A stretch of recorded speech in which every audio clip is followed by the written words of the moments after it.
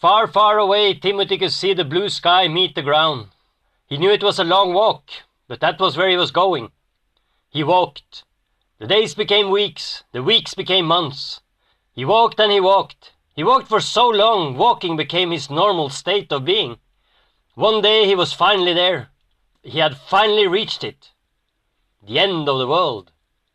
He could see clouds rise from the ground, moving up on the blue velvet and dancing above earth in a majestic half-sphere. It was bigger than he'd ever imagined. The curve could hardly be seen. He moved closer, dropped his little luggage on the ground. His heart beat faster. All his wonders, all his beautiful dreams, they were here. He touched the sky.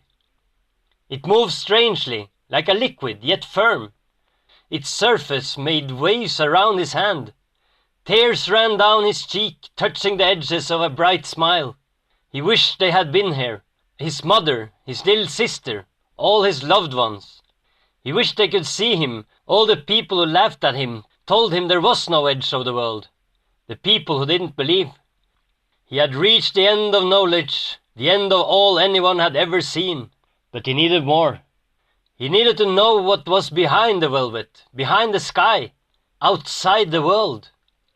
He got his knife out, tried to cut it. The fabric covered his knife, seeded to the blade, but remained unharmed. He tried to jump at it, to fall through. He bounced back gently and landed back on the ground. He hit it with his stick. He threw rocks at it. It was unbreakable.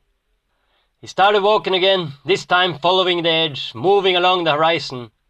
As the sky by his side darkened, big, beautiful stars ascended from underground, shining brighter than he'd ever imagined. He touched them.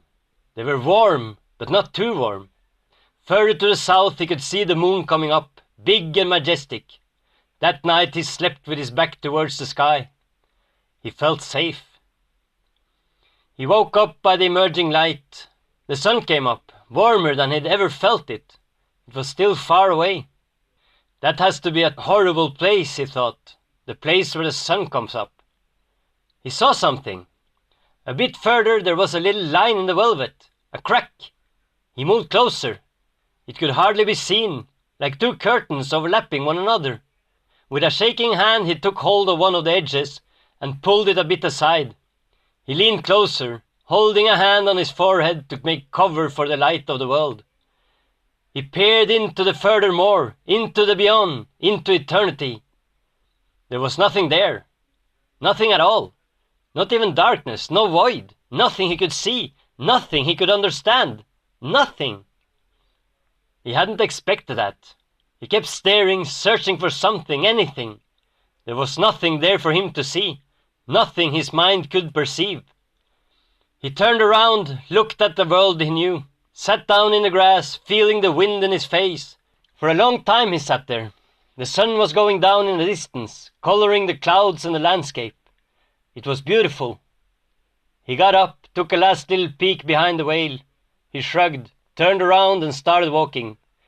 It was time to get home. His little sister was waiting.